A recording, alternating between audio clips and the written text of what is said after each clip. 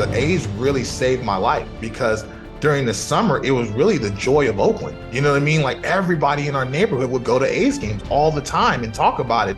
And back then, obviously, we're the same age. You know, the A's were really good and really competitive. So it was like, man, we got a chance this year. And then all of a sudden, I'm 7 years old and they're in the Battle of the Bay.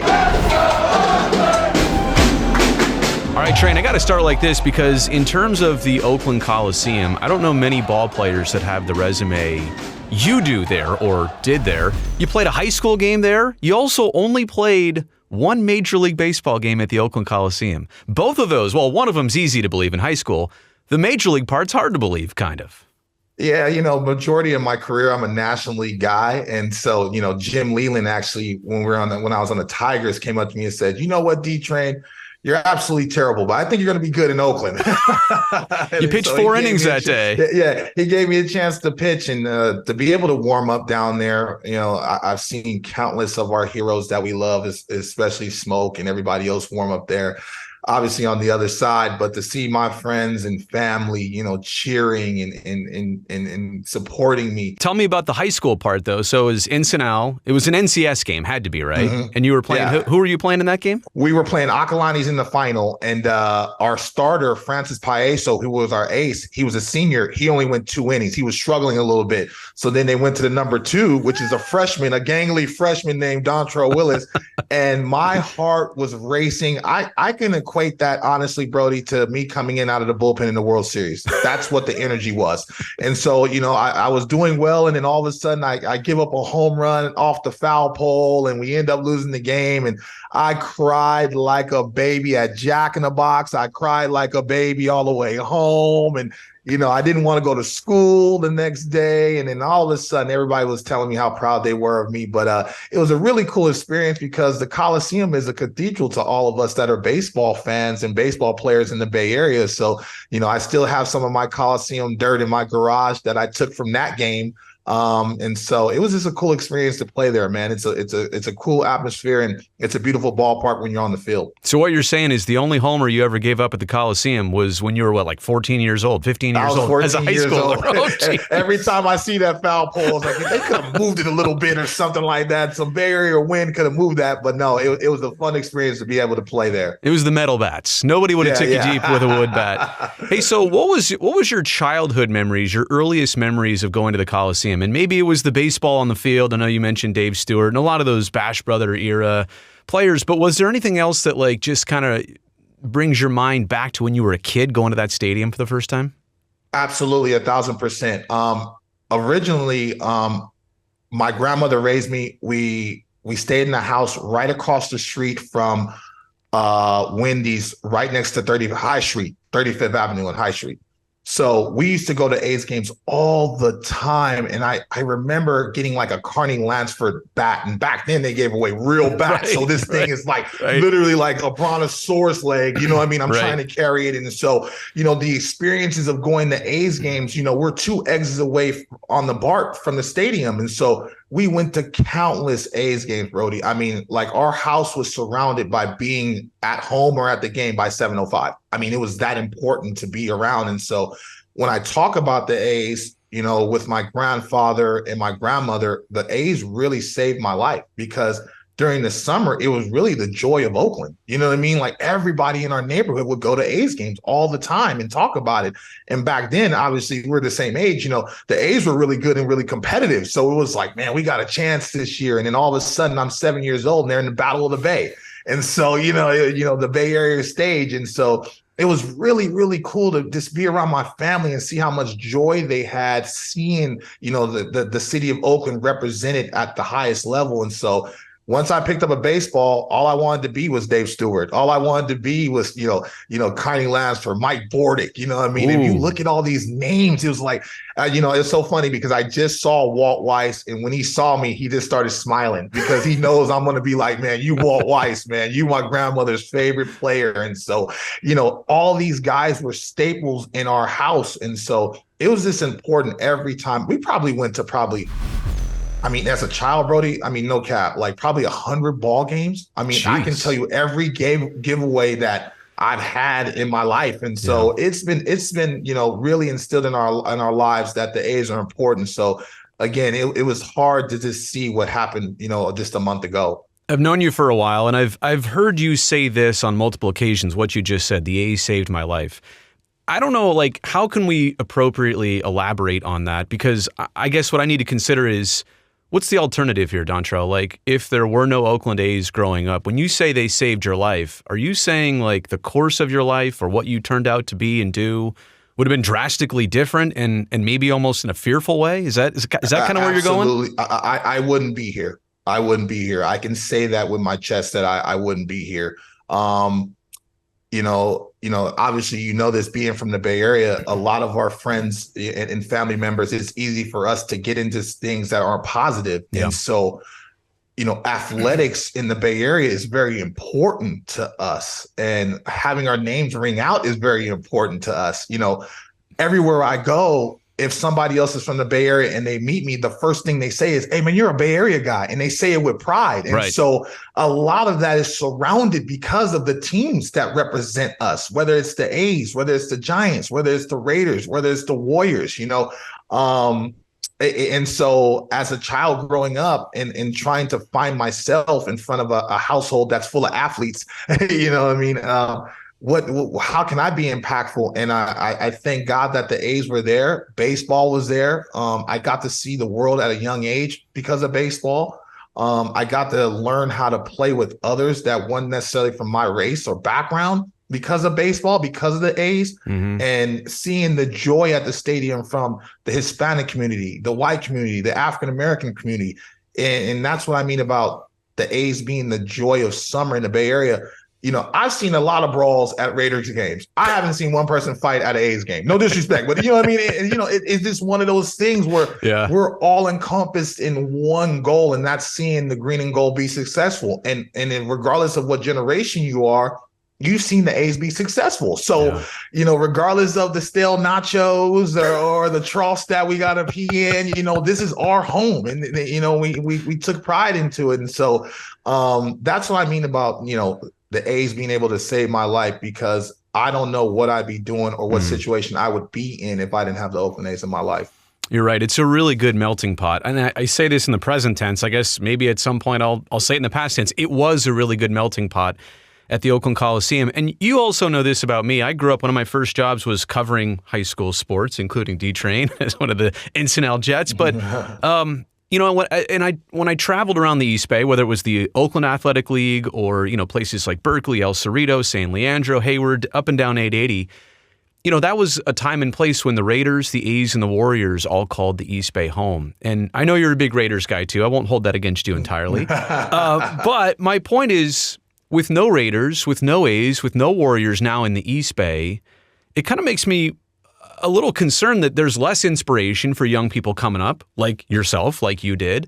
And maybe because of that, there's going to be less products, less major league caliber athletes, less professional athletes, less just people motivated by sports, because the teams right around the corner from where they grew up don't exist anymore. Do you think I'm right about that?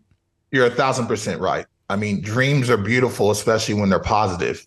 And, our teams bring positivity, even if they struggle. They're heroes of ours because they represent our community at the highest level. And so you see the impact that Steph Curry has had, not only in the Bay Area, but nationally. Everybody wants to shoot threes now. Everybody wants to be Steph Curry. And that's beautiful. And so, growing up in the Bay Area, and this firsthand, there's a lot of good baseball players, Yeah. because of the teams. Brandon Crawford, the first time I met him, he's like, "Man, you're a Bay Area guy." And because he went to Giants games, now all of a sudden, look how impactful he was for San Francisco. I mean, he's the only white guy I know that can wear a jerry curl and be respected. And I told him that, and that's cool. Because of the Giants, and he went to Candlestick. And so the CC Sabathias, guys like that are the Hall of Fame products. I mean, it's all because they went to ball games and they inspired to be these humans that are on the field. And so that's where my heart breaks for the East Bay. And you can only understand that being from the Bay Area, we're all one, but it's hard for us to get to Giants games where our parents to drive us across the bridge. It's hard for us to get to, those type of ball games. And so we want to have our own voice in the East Bay as well. And so It's truly unfortunate. If I had 2 billion, 3 billion, I would buy the team and keep them there. Also, teams, they have an ability to change infrastructure in communities. Yeah. You've seen what the Giants did when they built that beautiful ballpark across the bay and how it changed the infrastructure. You're seeing now, when the Warriors go across the bay, it changed that whole community. Why can't we have something like that? And so that's where I get upset about, like, why can't we have a voice like that? Why don't we matter? So it's truly upsetting.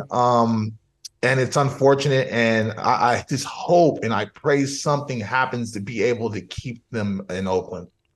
It's interesting how the last few years have gone. They've been difficult, right? And you can kind of see some of this coming.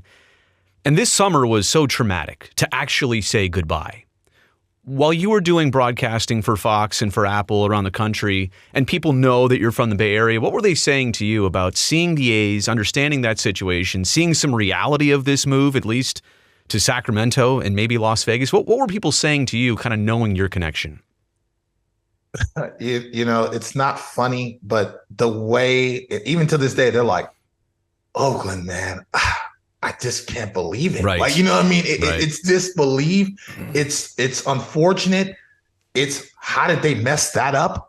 You know what I mean? Like, even if they're not even a fan of the team, they're just like, it just seems like such a debacle. Like, how did they mess that up? And it still seems like they still don't even have a plan in place that's going to properly move them. And so you get kind of frustrated because this is something that's near and dear to your heart, obviously, for both our hearts. And it's just like, I don't know, man. Like, you know what I mean? I don't know what's going on. And as an athlete too, I'm super proud of the way that those guys on that roster played, even though under that type of distress, and especially the way they played the second half. I mean, they were the fourth best slugging percentage team in all of baseball the second half. And so, it was almost like movie-esque, where all of a sudden they turn into the Cleveland Indians in the movie, and all of a sudden they're going to win. It was major league. The ownership. Yeah. And all of a sudden you're seeing these stars, and it's like, even as a fan of the team, you're like, man, Law Dog's a star, Rooker's a star. Here it goes again, and now these guys are leaving again, and so it's all the Chapman, story once again, and Olsen's story once again, and you're seeing how impactful they are in other organizations. And so, growing up, as far as the Marlins organization, they've seen that countlessly too. I mean, look how many stars have come through there, and then all of a sudden they leave and they're impactful. So it's like, we're going to be good again, and now we're going to have to drive to Sacramento and see this team that we love. And so, the frustration, the head scratching, it's probably once a day somebody comes up to me and asks me about this Oakland stuff. So it's truly frustrating, and I'm just praying that something changes down the line to keep them at home. Mason Miller, straight up Ricky Vaughn. And there are some other parallels too, but that maybe not wild thing, but he definitely had the attitude of a closer like that. You're very well aware how the Raiders in the second half of the 2010s, they kind of started to put one foot out the door. Eventually, by the end of the decade, they've relocated to Las Vegas. At that point, when the A's took up that slogan, rooted in Oakland, I mean, to me, that wasn't just a marketing thing. That was a promise. That was a commitment. That was an unwritten contract and an agreement with the fans that no matter what, although the Warriors are moving and although the Raiders are on their way out, the A's saying they're rooted in Oakland, I thought that was something to buy into. How can you make a slogan like that and then not have people believe it? In retrospect, Train, that agreement only lasted about 18 months. If you look at when they said that, and then the pandemic hit, and then not much happened, but early 2021, they're talking about parallel paths. It's amazing how there was this roller coaster of rooted in Oakland to parallel paths to we're gone to Sacramento. We were working together when they just started talking about the stadium and the way that, I should be more into politics, but just the way and the energy they were speaking about it, like, why is this on the table? Right. And so for me, I was like, oh no, like we're way off on both sides. Right. You know what I mean? Like, we're obviously not a real priority for the people that are really making the decisions on infrastructure. And that's an important component. And so for me, I just felt like it gave, Fisher all the leverage once he sensed that, to be like, look, now I can move this team because they don't care. You know what I mean? Obviously. And to be honest with you, it just seems like that has been the theme for things that need to happen for the East Bay. And so when people are frustrated, it is about our team, but it's really just about the community of the East Bay of being like, why aren't we valued like, the city? Why aren't we valued like Silicon Valley down there in the South Bay? Why are we not valued like that? We have a voice. We all pay taxes. We all pay the same taxes you guys do. You know what I mean? And so why aren't we valued? And again, being from Alameda, California, you can see the stadium beautiful, clear as day in what it's done. I mean, you go to San Francisco, you go to a Giants game, it's one of the few stadiums that was built now 26 years ago. It still feels relatively new. It's like they've done a magnificent job. Hell, copycat that stadium and put it right there at the pier for us. Yeah, I know. I mean, I guarantee people will come, and so you can't insult people's intelligence. Man, you can't insult people's intelligence, especially when they work their ass off to be able to support their families and support a team. As much as we love the team, you can't have a possum living in a press box. Oof. You just it's funny, but it's also sad. You know what I mean? You can't have that. And so again, it's just the frustration, Brody. I can go on and on about it. My mom can go on and on about it, being an iron worker and being, involved in community and seeing how it moves. And so, I owed her dinner because she's like, fool, they're not going to get a stadium built because she knows the community and knows how, they're viewed in that way. And so, again, it's truly unfortunate. And I've seen a lot of shows where you've gotten emotional. Stu has gotten emotional. Bip's gotten emotional. These are all people that not only love their job and love their team, but they're part of their community. This means something to us. And so it's still shell shocking. Every time I see an A's hat or something like that, I feel unfortunate. I love the team. It's like the Raiders. I still support them, even though, Las Vegas is our cousin, but I want them home. You know what I mean? They deserve to be home. And so, it's truly upsetting, but I just, like I said earlier, man, I hope it prays and turns, for the friends that are a part of the community. I got a couple more things for you. The first one being East Bay baseball fans, and it's weird I'm not calling them Oakland A's fans anymore because I don't know where a lot of people stand anymore. Honestly, I don't know. I don't know what they should do. There's not really a playbook for this. I still believe that this area is a two-team market. I feel like as soon as the Giants got Pac Bell Park, which I'll call it that, from the turn of the century, I feel like that was a turning point where they went from a jog to a sprint, and the A's went from a jog to a power walk. And the stadiums didn't match, and then the A's started spending differently, and it was like two totally different things, both Major League Baseball, but approached two totally different ways. What do you think East Bay baseball fans should do now? Should they be okay with the Giants? Should they follow the Giants? Should they just let it play out? Like, should they? I don't want to say step away from baseball, but what should they do? My best friend Will Thomas. He was all Bay Area in baseball at NCNL with me. When the Raiders left, I remember Hat Club sent us a bunch of different hats.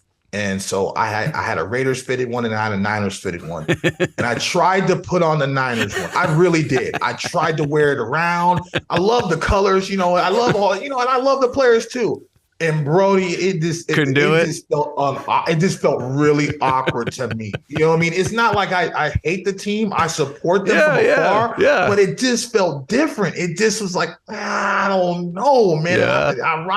I love Joe Montana. I love all those guys. I respect them, but I just put on my Raiders hat, man. You know what I mean? And and so again, I can't, I'm still grieving. I'm still in that process of what do I do? Because again, the passion that I have and the love I have for the Oakland Athletics. I respect the Giants. I love being from the Bay Area. I love seeing them be successful, but I'm an East Bay guy. So listen, meet me anywhere in the East Bay and we can grieve together. The first round's on me, you know what I mean? Like, because I don't know, you know what I mean? And so, and again, Sacramento's our cousin, but we don't feel like driving an hour and a half all the time to go see our cousin. I don't even want to see my own family like that. So it's tough. It's difficult to respond to that. And so I don't know, man. Like, I still need a little time individually. Yeah. I'm supposed to be coming up to the Bay Area very soon. I find myself driving by the Coliseum, even when there's nothing going on, I'm emotionally invested into it. And so I have no idea, and I haven't got time to be upset. So I can't give a really good answer about what should East Bay fans do until I get up there and just look at it and take it all in, all the great rich history of that team and that organization in that building. So I have no idea, but you have the right to be upset because the way it's been handled. And really, as fans, we're still in limbo here because we really don't know how Sacramento is going to work. We still don't know how Las Vegas is going to work. And so I think a lot of us still have a little glimmer of hope that they end up something miraculous just happens and they end up staying, because that's our home and that's our cathedral. And a lot of big time baseball players have come out of the East Bay because of that stadium and that team. You made a great point earlier, too, that a lot of people got even attached to the end of this past season, the baseball team itself, like the players on the team. And it's weird to separate that from the ownership group and the way things had happened. But it's like they hooked a lot of people again at the most inopportune time because it was the final stretch of their time around here. I also want to say this as I look back and we try and put together the pieces here of how did this happen, what happened, the timing of this. Maybe 10 years down the road, things will be a little bit more clear in reverse. I want to say that I feel like nobody was ever a hero in this. Like, this was a situation where somebody steps in, they take care of everything, they make it right. This is where you get a statue built of yourself because you saved the baseball team. You're a hero for the rest of your life because of this.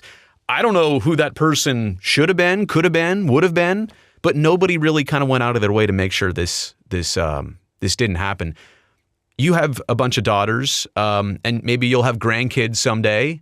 How will you explain this to future generations of your family? Like what just happened in the last couple of years? And I might be asking that question rhetorically because I don't know that you will be able to ever fully explain it. That's a great question.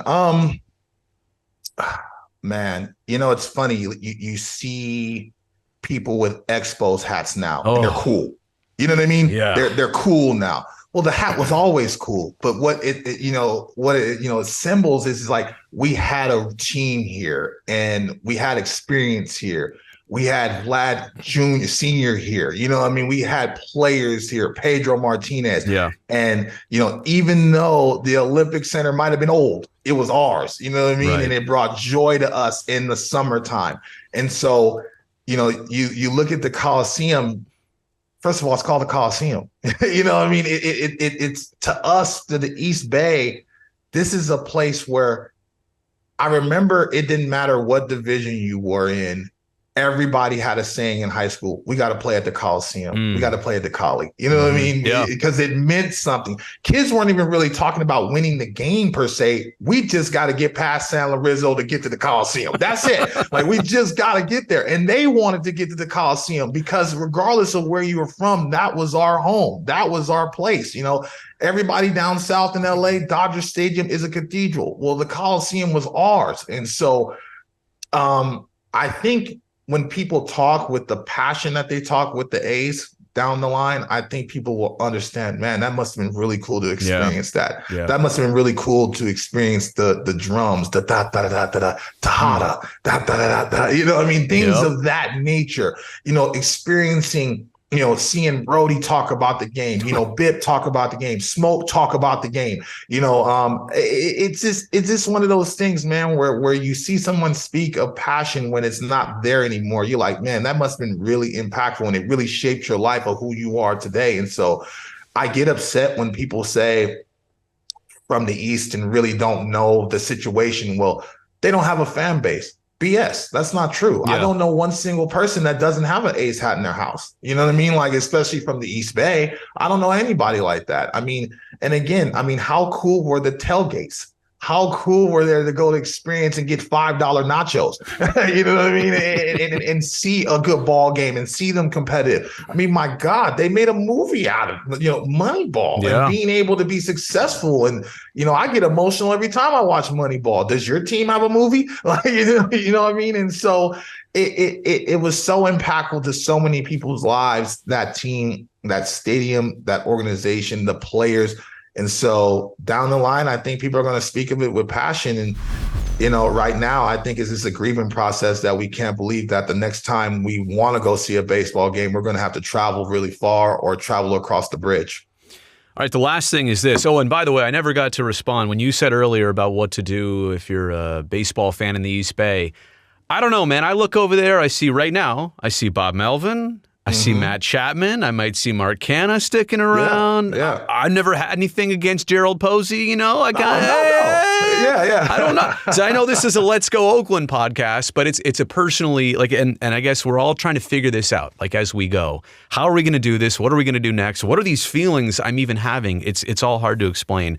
The last thing I have for you here is obviously the A's played their last game at the Coliseum, maybe ever, but obviously for this past season. So what turned out to be the last game that you ever attended, if you remember it, or when was your last trip to the Coliseum, officially with the A's there?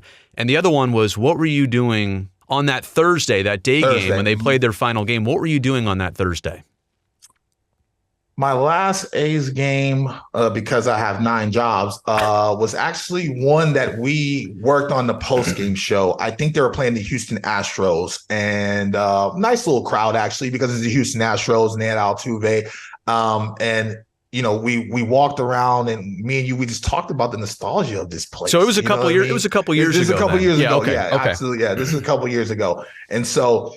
I just look at the parking lot and I remember countless times of me and my friends, tailgating there and talking about the pitching matchup and things of that nature. And so as a young kid at heart, man, I still was like, man, I wish I could throw a couple sliders for the A's down in the dirt and just go out there and compete and be able to suit up one time in my life. And so it was as much fun as I had being there. It was very difficult for me as an ex-athlete to be there.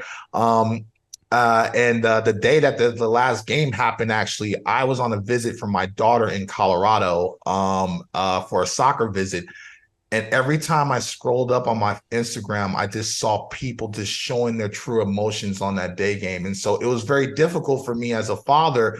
One side, I have to be present for my daughter and be happy that we're here for a soccer visit. But at the other side, I'm grieving with my friends and my family and people that are important that are at the ball game. And, it was joyful, but I also saw a lot of sorrow because, they saw the finish line in this and I saw the finish line in this. So my heart was split in two. When I got home that night of the visit, I just saw, everybody just scrolling up and people stayed hours after the game just to say their goodbyes and be emotional and really take it all in.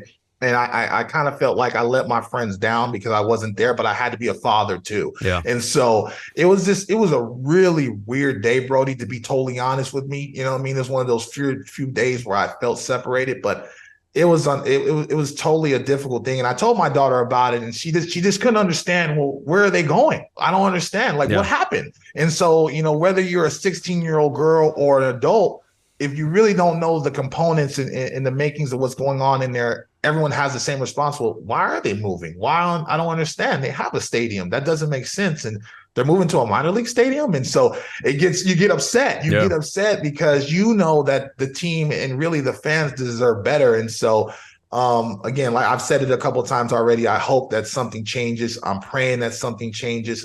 Fox actually had me do a segment about the A's and how much they felt to me and what's going on behind the scenes. And I almost started swearing.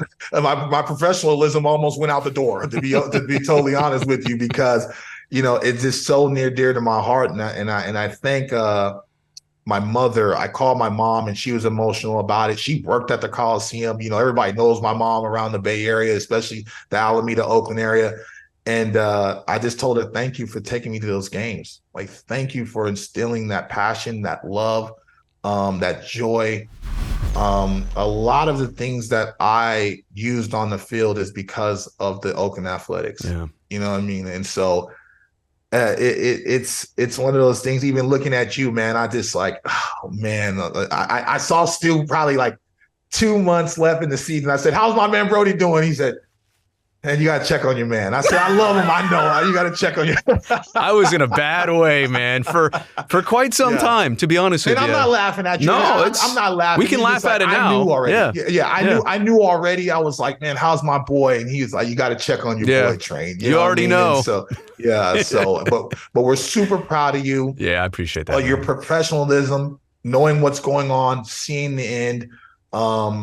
You're a good man. You're a talent, and you are a staple for a long time in the Bay Area, man. So I'm super honored to be able to have a chance to work with you and see your joy and see your passion. We've had some tough road trips where they didn't win a game, and we still talked about them in a positive manner. I mean, that takes talent. Baby. Yeah, it does. You know what I mean? That's why you got 15 Emmys in your house. That's why you got all those awards. But no, nevertheless, man, it's been a fun ride, and hopefully it doesn't end just right now. Yeah, man, I echo everything the same to you, man. It's so fun to watch you do your thing on the biggest stage, and when the train station comes in on the show, I know, all right, now I'm actually paying attention. Poppy and everybody else, whatever. Well, I want to hear what Train's got to say. No, but seriously, man, it was a pleasure getting to work with you for a couple years, and now getting to watch you and just watching the overall trajectory, man. So the only thing I wish were different between me and you was that we would be on the island of Alameda looking across the estuary over at Howard Terminal, seeing an A's ballpark there. But I don't know. For now, not meant to be. Train man, keep it up. I appreciate you. Thanks for doing this. No problem. Thanks for having me, brother.